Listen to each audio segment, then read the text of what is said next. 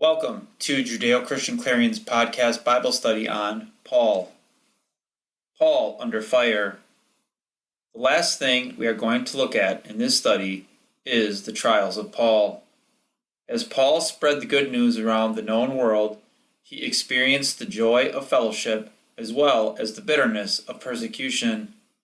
We can learn a lot about Paul by examining the stories surrounding his trials and testimonies before the religious and secular ruling bodies, from Jerusalem to Rome.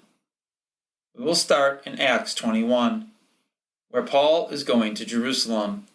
His plan was to get there in time for Pentecost, Acts 20:16, which is the Greek name for the biblical appointed time of Shavuot. This was one of the pilgrimage feasts, that is, one of the appointed times which God said every male from Israel needed to make a pilgrimage to Jerusalem on, Deuteronomy 16:16. It was not a coincidence that Paul wanted to be in Jerusalem on Shavuot.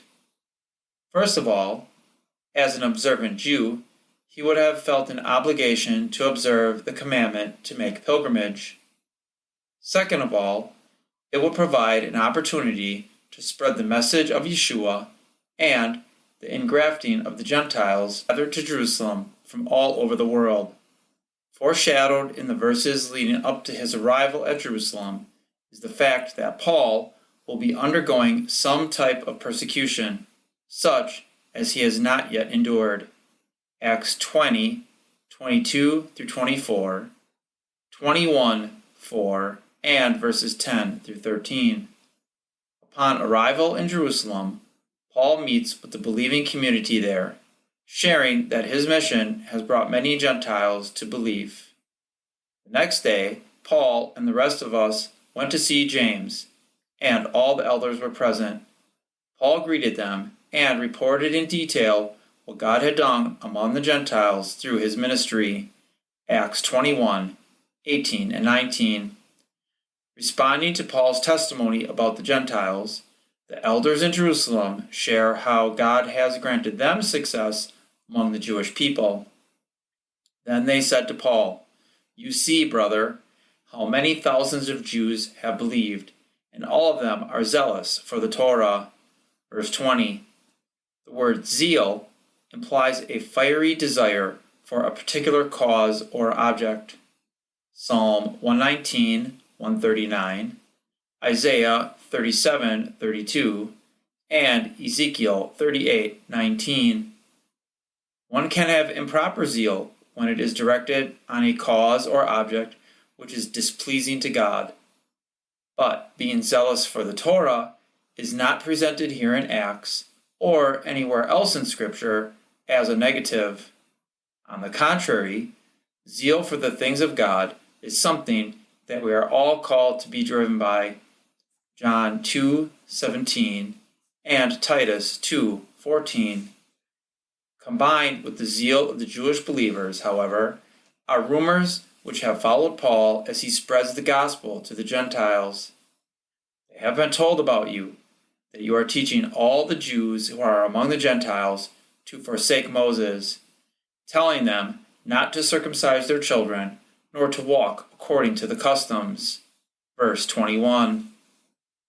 These would be very serious claims if it was true that Paul was preaching these things.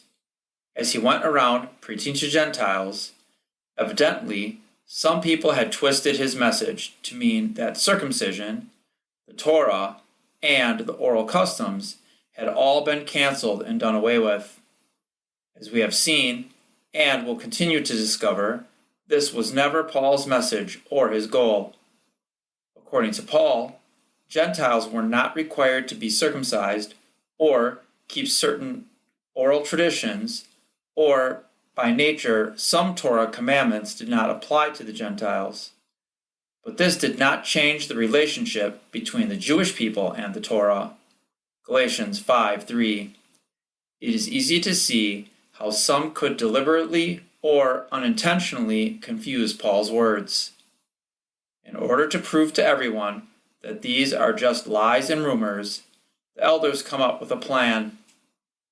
Therefore, do this that we tell you. We have 4 men who are under a vow. Take them and purify yourself along with them, and pay their expenses, so that they may shave their heads, and all will know that there is nothing to the things which that have been told about you, but that you yourself also walk orderly, keeping the Torah. Acts 21, 23, and 24. The first thing we should notice is the purpose of this plan. It is not a deceptive plot to trick the Jews into thinking Paul is something he is not. If Paul was indeed preaching to his fellow Jews that they should not circumcise their children or walk according to the customs, then this would have been a wonderful opportunity for him to hold fast in his convictions and boldly preach that to the inhabitants of Jerusalem. On the contrary, we see that this plan is a way to prove that there is no merit to these claims that Paul is teaching Jewish people not to keep Torah. For by going through with the plan, they will see that he himself is a Torah-keeping Jew. The elders did not question Paul's Torah observance, because they knew him personally and they knew his message. They did not believe the rumors, and neither should we. What exactly was this purification ritual, and how would it prove the false rumors are incorrect? The phrase, so that they may shave their heads, gives it away. There is only one vow in the Torah which requires the shaving of the head to complete it, and that is the Nazirite vow. Note that there is a difference between Nazirite, type of vow, and Nazarene, name for the followers of Yeshua. The Nazirite vow is detailed in Numbers 6. According to tradition, a typical vow lasted 30 days, but some were longer, even up to a lifetime. Judges 13, 2-5. From the passage in Acts, it is obvious that believers were accustomed to taking this type of vow at the time. Paul himself had taken a Nazirite vow at one point, Acts 18:18, and some have suggested that he was completing another one here with these 4 men. Another possibility is that after having his head shaved outside of Jerusalem in chapter 18, he was now going up with the others to go through with the rest of the requirements of completing the vow, which included the sacrifices. So, according to the plan, Paul would pay for these men's sacrifices, which could be quite expensive, in addition to purifying himself. Acts 21:26.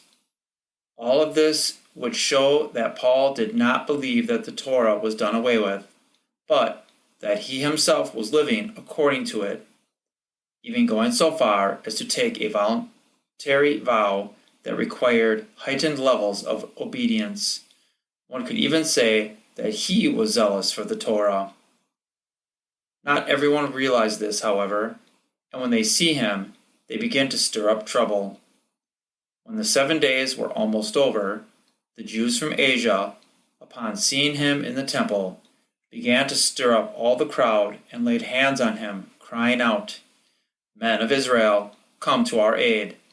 This is the man who preaches to all men everywhere against our people and the Torah and this place. And besides, he has even brought Greeks into the temple and has defiled this holy place."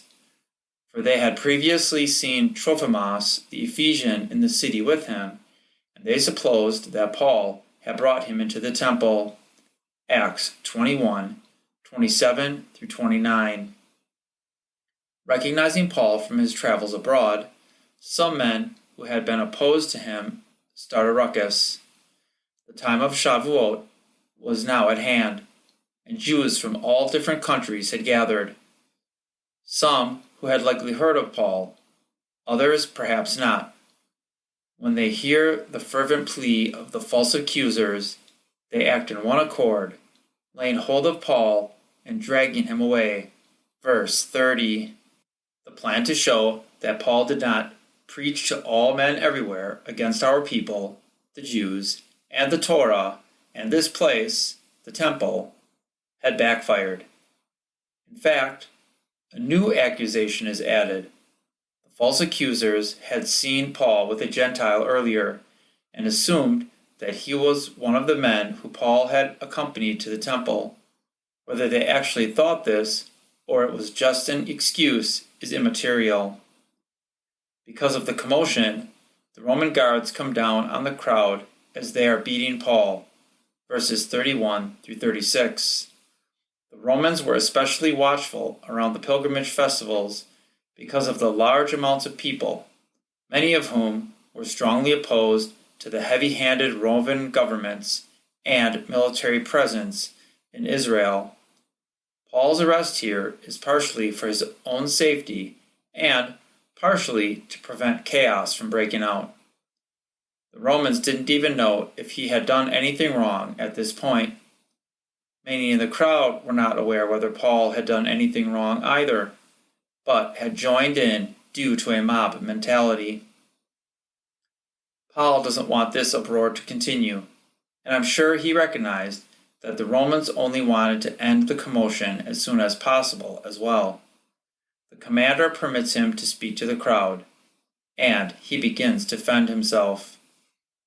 He addresses them in his and their own native tongue, Hebrew or Aramaic, at which the people quiet down.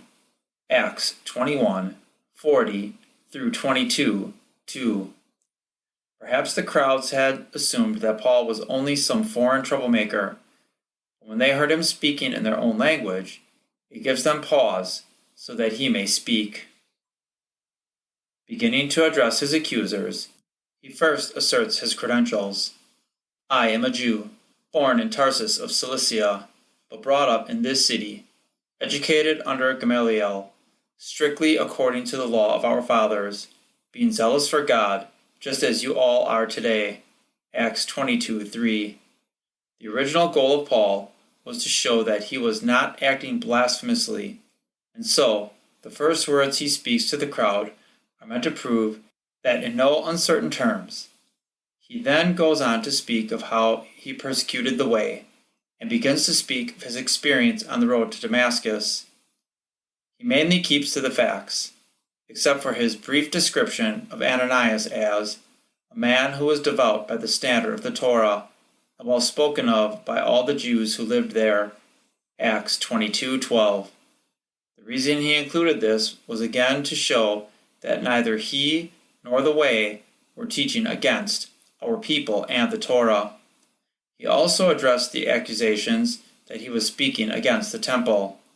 It happened when I returned to Jerusalem and was praying in the temple that I fell into a trance. Verse 17. Just like our Master Yeshua, the apostles were zealous for their Father's house. Luke 24:52 and 53, and John 2:14 through 17. Through all of this, the people are listening attentively. His defense had successfully addressed the false claims leveled against him. All is well until this point, but things would not stay that way for long, as he continues to share what God told him as he prayed in the temple. And he said to me, Go, I will send you far away to the Gentiles.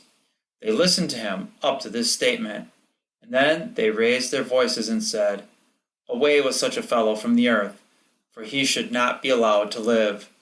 Verses 21 and 22. So we see that the message that Yeshua was the Messiah was not enough to trigger their anger, but the fact that he had sent Paul to the Gentiles was enough to send them into a rage. Through all of this, the Roman commander was standing by, unable to understand what Paul was saying, since Paul was speaking in Hebrew. As soon as the crowd starts getting riled back up again, the guards haul Paul inside and plan to scourge him in order to get some answers. Verses 23 and 24. Here is where Paul's citizenship comes in handy. But when they stretched him out on the thongs, Paul said to the centurion who was standing by, Is it lawful for you to scourge a man who is a Roman and uncondemned? We learned earlier that a Roman citizen could not be scourged, and so they release him immediately. Verses 26 through 29. The commander still wants answers, however, and so he arranges for Paul to appear before the Sanhedrin. Verse 30. Before the Sanhedrin, Paul now needs to defend himself again. His opening words again tell us about what he believed. Paul, looking intently at the council, said, "Brethren, I have lived my life with a perfectly good conscience before God up to this day." Acts 23:1. The literal Greek of Paul's words says, "I, in all good conscience, have lived as a citizen to God." The word translated as to live as a citizen is politeuomai, which in Jewish contexts has been used to imply obedience to a set of laws, as a citizen would do, namely the Torah. Paul is asserting that this trial is unjust on the basis that the purpose of the Sanhedrin was to litigate on matters of Torah, and Paul is letting them know that he is innocent, for he has not transgressed the Torah in any way worthy of a legal trial. The high priest, Ananias, orders Paul to be struck on the mouth for this comment. Verse 2. It is hard to say exactly why he ordered this, but we know that this high priest was not a righteous man. Ananias was a member of the Sadducees and had been appointed to his position by Rome. He was greedy and corrupt, and generally despised by the common Jewish people and the Pharisees.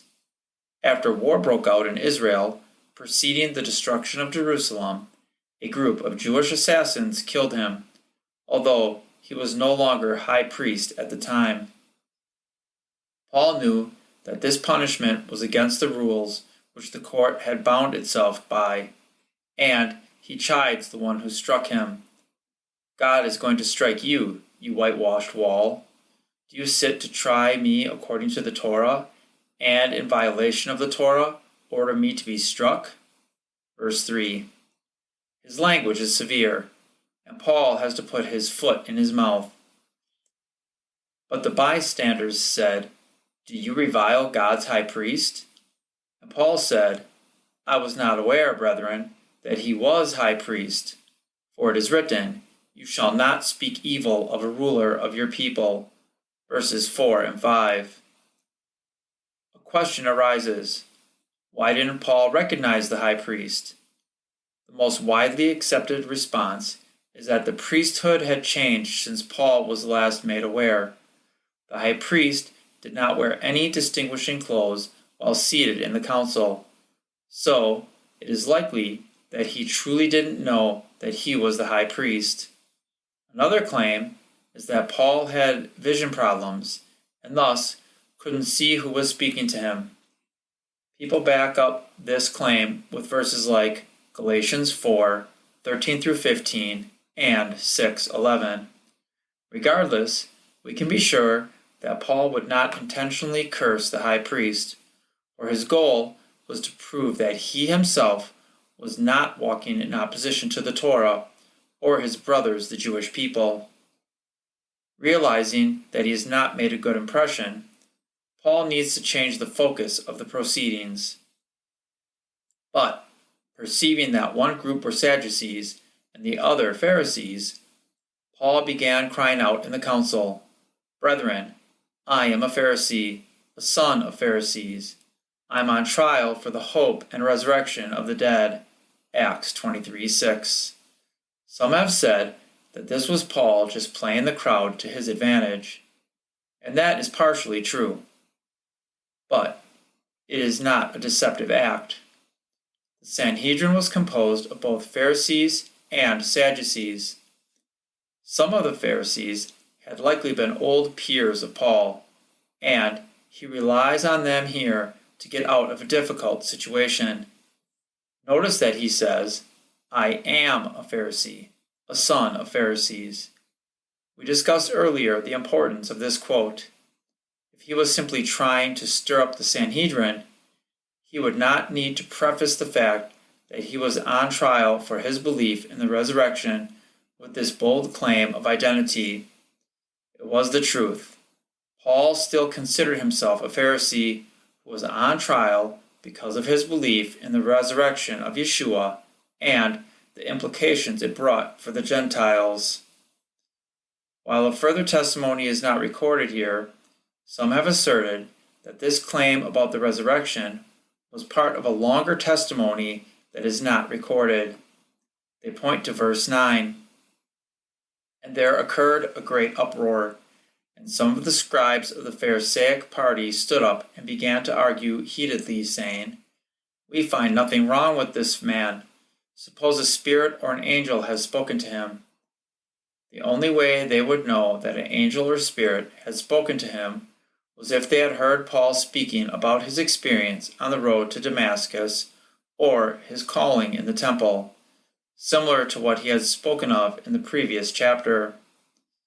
These Pharisees, after hearing Paul's testimony, realize that he is not acting in disobedience to the Torah, but that the main issue is whether his experience with Yeshua was genuine, which had no bearing on Paul's relationship with Torah and was therefore beyond the arm of the Sanhedrin.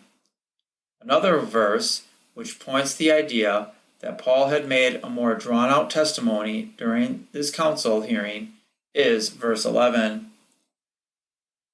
These events were not what Paul's enemies were hoping would happen. Since they discovered that Paul was innocent in regard to the Torah, they realized they will have to kill him outside of the legal arena. Verses 12 through 15 detail the actors and the plot. 40 of the Jews have bound themselves to the idea, and they came to the chief priests and elders with their plan. It is likely that the priests and elders mentioned here were the Sadducees, who Paul had most angered during his trial. The allegiance of the 40 men is not stated, but some have ascertained that they were a political group called the Zealots, that is, Jews who were strongly opposed to Rome. Since Paul was a Roman citizen in the custody of the Roman army, they perhaps wanted to send a message. Paul's nephew somehow discovers the plot and informs the Roman commander. Verses 16 through 22. The commander wisely decides to send Paul away to avoid any more disorder. He sends him to the governor of the region, Antonius Felix, who was living in Caesarea. Verses 25 through 30. The governor houses Paul for 5 days, until his accusers arrive. The entourage of his accusers includes Ananias, some of his trusted elders, and a Roman lawyer named Tertullus, who was likely hired by Ananias to bring the case before the governor. Acts 24:1. They did not want to bother the governor with what seemed like only a matter of the Torah, which he would not likely be interested in, so they needed to make the case something Felix would have to involve himself with, something political. Verses 2 through 9. They accused Paul before Felix of stirring up trouble all over the world, being the ringleader of the Nazarenes, and of desecrating the temple, all of which were very serious crimes. Join us next time when we discuss Paul's defense before Felix.